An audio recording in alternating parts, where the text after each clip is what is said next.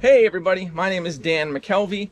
Today we're going to do a hive inspection for my Master Beekeeper certification field exam.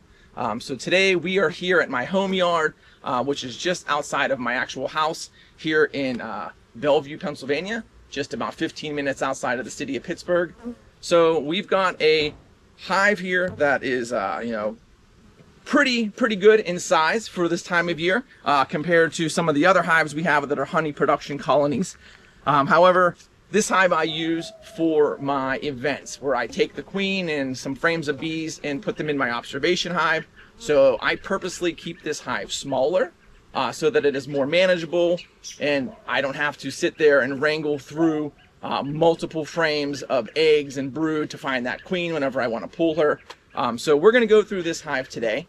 And so being in my home yard, one of the very big pros of this yard is that it's literally 100 feet from my house, from my garage, from my equipment room. If I ever need to grab a frame, if I need to grab some wax, I can just walk out to my garage or my basement and grab that stuff. One of the big cons of this yard is it's 25-30 feet from my neighbors. With that being said, I do everything I can to keep swarming to a minimum in all of these hives. So I'm splitting early, I'm splitting often if I need to. I'm pulling frames of brood and eggs and equalizing hives weekly through that build-up season to ensure that these hives don't swarm. Another con, unfortunately, is whenever you do have these big build-ups, you get a lot of bees. The bees love to go to water sources. I do know my neighbors have a pond and we often see them at the pond. So I do try and put a little watering source here close there. You actually see a bee or two that are working and grabbing some water right now. So I do everything I can to keep the bees as happy as possible so it keeps my neighbors as happy as possible. And a little bit of honey doesn't hurt every now and then. So with that being said, let's talk about IPM, Integrated Pest Management. So for small hive beetles, I like to use the Swiffer sheet little hack that veteran beekeepers have taught me. This hive and most hives back here don't really have a problem with small hive beetles, so you won't see any in here today. But if I do have any issue, I do use the Swiffer sheet hack and then also some diatomaceous earth around the hives every now and then. But this year I haven't put that out yet. So whenever we talk about varroa mites, I do monthly alcohol washes on the hives in the yards, and I keep my threshold at 3 mites or lower per half a cup of bees. So this hive I did wash about 3 weeks ago and came back with 1 mite. So right now, no need to do any type of varroa mite treatment. If I were to do a varroa mite treatment, it would be the Viroxan strips this time of year. I have used Formic Pro in the past and unfortunately had some queen loss with that. Even with them being in those that temperature range of below 85, I did still see some queen loss.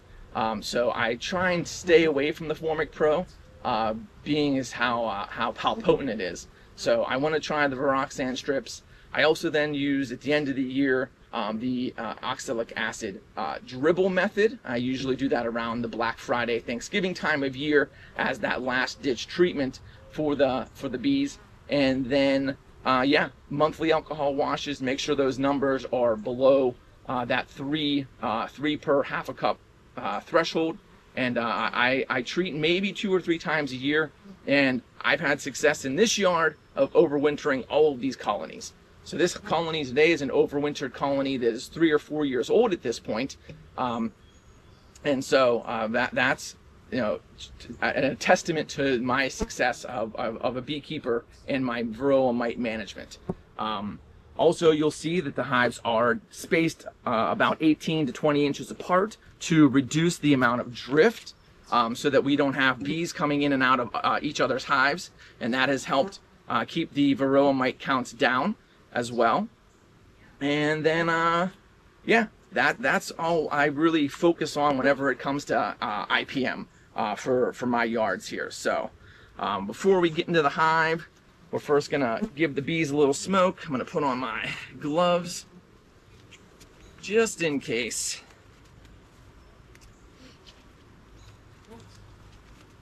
It's a beautiful day here today. The bees are happy. So we're just gonna give them a little bit of smoke, let them know we're coming. We take a look at the hive, or the entrance of the hive. We see bees coming and going. A little bit of pollen here and there on the back, on the back legs there.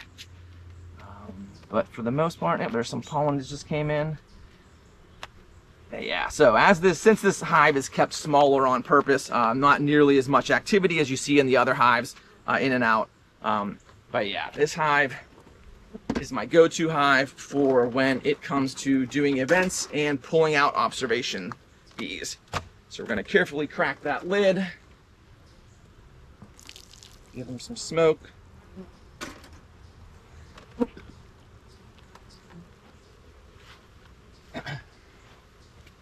And so this super I had just put on within the last week or two. We did have a week of really, really nice weather. The bees were flying like crazy. And this super is pretty much full. So I wanted to give them a little bit of extra space just in case they had some extra nectar they wanted to bring in. But we will pop the inner cover here. And a little bit of activity up here. No queen on the inner cover since we have excluders on. And like I said, if we pop a frame, nothing going on up here, just the black foundation. Put one off to the side there and see if they're doing any other work.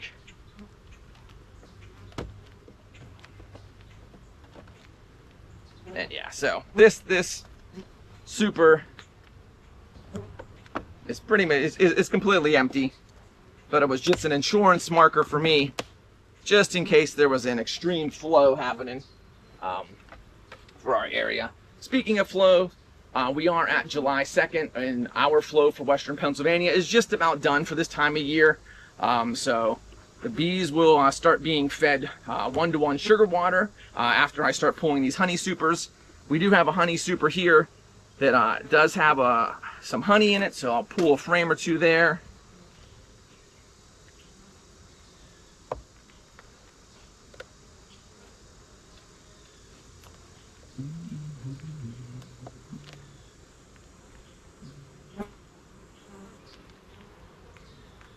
And as you can see,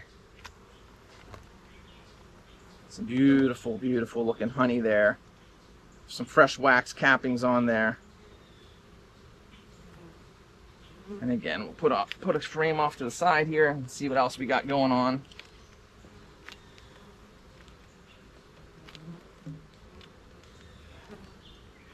Another beautiful frame of honey. Nice and capped over there.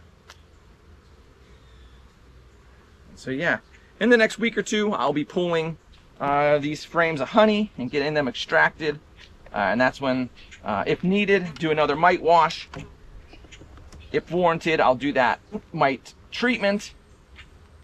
But again, we've got solid honey in this entire box. So,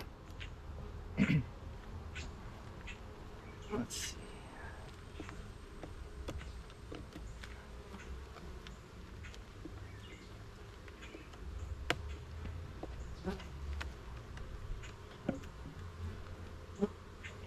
Fresh comb that I just put this frame in maybe 2 weeks ago, and you can see they drew it out nicely. That beautiful white wax, brand new, both sides.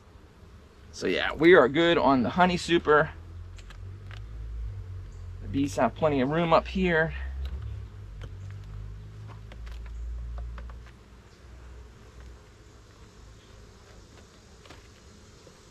Put this back together. Alright, so with that being said, we're going to get into the brood box.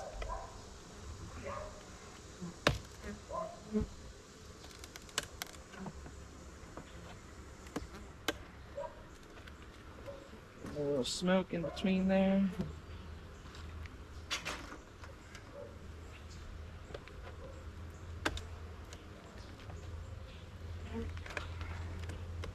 Oh yeah. Beautiful. Set that off to the side. All right. Now getting down into the brood chamber.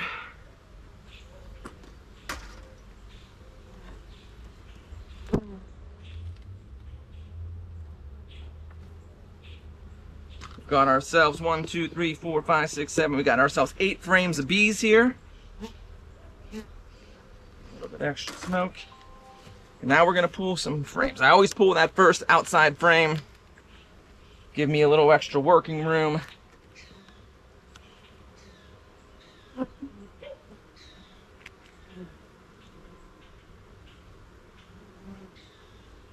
here we've got a bunch of worker bees just buzzing around. And if you want to see, we've got our worker bees. Let's see, get in the sun a little bit there. Worker bees. We've got a drone bee up here, the male bee, just working his way through the hive. And no sign of the queen on this frame. This frame is relatively dry. Older frames, older wax, so this is maybe 2 years old on the wax, so this will be left in the hive for another couple years and get some more use out of it. So put that one frame off to the side, give me that room I need. All right, another beautiful frame. Up there we've got that band of nectar and honey, some capped nectar there, which is now honey. Again, got some more drones, some more worker bees. And in this frame, we got the eggs on this frame. So Corey, I don't know if you can zoom in on there and get that in the sun. There's this little white, it looks like grains of rice in there. You want to point to them real quick? Yeah, so there are all eggs, all within this big section here. There's more eggs over here. So this queen is doing an awesome job.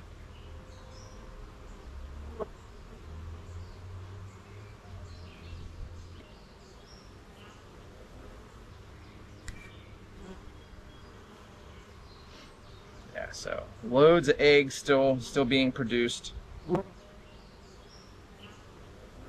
Any luck there? Yeah, got him. Nice, cool. Nice. Very cool. So we got the eggs on one side, on this side.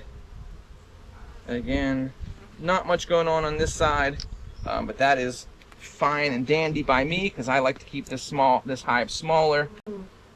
Again, no need for a big bustling hive whenever they're just being pulled out every week or so to be on display. But next frame over. All right. So now we've got ourselves some great looking capped brood there. No signs of disease here. We've got ourselves some larvae down in that area there, some larvae there. Again, since this is hatched out, the queen has already come back and laid more eggs in this little center section there. And this hive is looking great, great, great. So flip it over. More of the same here, so get that sun to my back. And for you can see the different stages there. You've got the larva there, you've got pupa developing. And then all the way over to this side, again, more eggs from the queen. So this is just beautiful. Beautiful. And to keep this hive small, like I was saying earlier, I will pull frames as needed, just so that they don't get, explode in population. And we will go with that. Let's see if we can find our queen.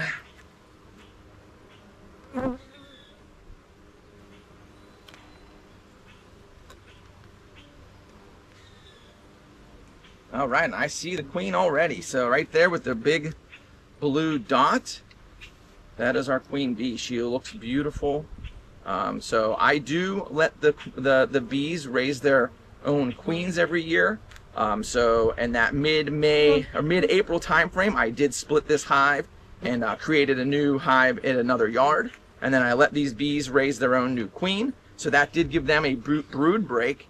Which helps with the IPM. You've got some pollen on the back of that worker bee right there. Yeah. Some more capped brood. Looking at the bees, they look all healthy. I see no signs of deformed wing virus on them. And again, the hive, as you can see, very docile, very gentle. Not even like they really care that we're doing this right now. So I will take that any day of the week.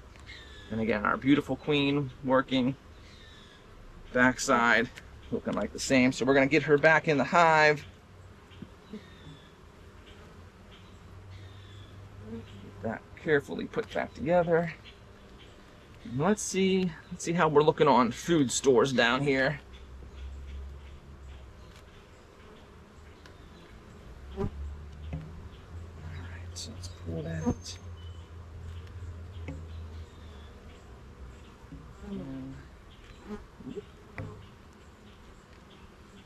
Got a little burr comb on the bottom there. Got a little queen cup there. Let's see. Nothing in it, so it's just an empty queen cup. So I get rid of those cups whenever I know there's no signs of them needing to swarm or requeen. Looking at the actual larva itself, that looks healthy. No signs of sac brood, chalk brood, any of those diseases that we might see. Yeah, I've got some pollen in here and some little pockets of pollen there, which is great for the protein that the bees need. Let's see on the back side here. Yeah, we've got some more pollen up in that corner there. Lots of young bees, lots of larvae. So I will have to pull this colony back a frame or two just to keep them in check.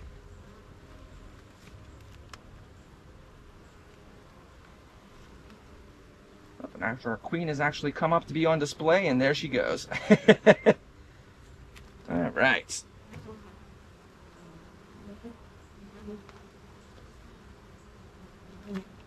So we've seen nectar in the hive, which is a great source of carbs and sugar for the bees for their energy.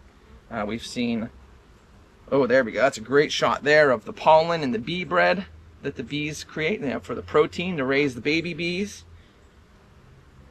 Another nice frame of capped brood. This queen has been doing great work this year. And again, very healthy, happy bees right now. Look at that entire sheet of brood. And so one frame of capped brood will equal 3 frames of bees when they all hatch out. So this hive will definitely need to be pulled back and equalized in the coming days here. So beautiful looking. You can bees to move. We can see the nice diversity of pollen from our area. We've got those yellows, some oranges, some greens in there. So we've got a beautiful variety of pollen. And again, we can see our drones, our worker bees on this frame. We've seen our queen. So yeah, very happy with this hive. Plenty of food, plenty of resources.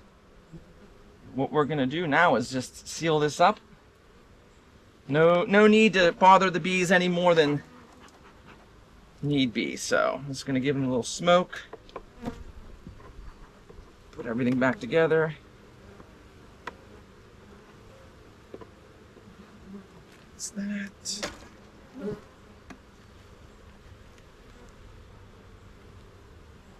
So yeah, like I was saying, the next week or so I'll be pulling all of my honey supers. Once we pull those honey supers, I will give them some 1-to-1 sugar water just to give them some nutrition. I was even considering throwing on a box of foundation for deep frames to see maybe if they would draw any of those out for me. Just get ahead of that part of the hobby. But yeah, we're gonna throw our queen excluder back on to keep the queen down below. Make sure it's like that. Grab our frame of our super of honey. Get that on there. And then we'll just leave the empty super on. I do like to offset my boxes slightly there with a gap in the front. I find that it gives the bees easier access to the honey supers, and I also find that it has done really good with creating better ventilation for them. And yeah, it has been a very good little tip that I've implemented into my bee yards to help the bees succeed. So throw on our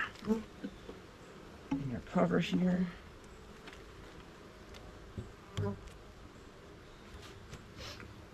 And lastly, let's get the telescoping cover on. Throw a little brick there for support, and that's it, folks. So that is an inspection of one of my bee colonies here from my bee yard just in Bellevue, Pennsylvania. I have been doing this roughly 6 to 7 years, run about 12 hives, mostly for honey production, and we do get a couple 100 pounds of honey every year, sell that at markets and whatnot. But overall, this hive to me is looking great. I see everything I want to see in the hive. I will reduce my inspections from once a week down to maybe once every 2 to 3 weeks. Now that the dearth will be occurring in our area, don't want to bother the bees. I do know that they get a little testy around that time of year. And again, I want to keep not only the bees happy, but my neighbors happy, so that I can continue to do this hobby in my backyard and in the local community. So I thank you for your time, for watching the inspection. I hope you learned something. If you have any questions, please let me know. Thank you.